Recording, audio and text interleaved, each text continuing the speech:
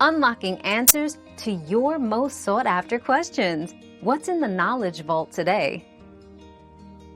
To install third-party apps on a Samsung TV, first, ensure your TV is set to allow installation from unknown sources.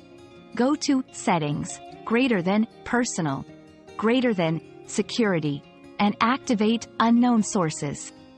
Then, use the TV's browser to download the APK file for the desired app from a reputable source. Once downloaded, open the file to start the installation process.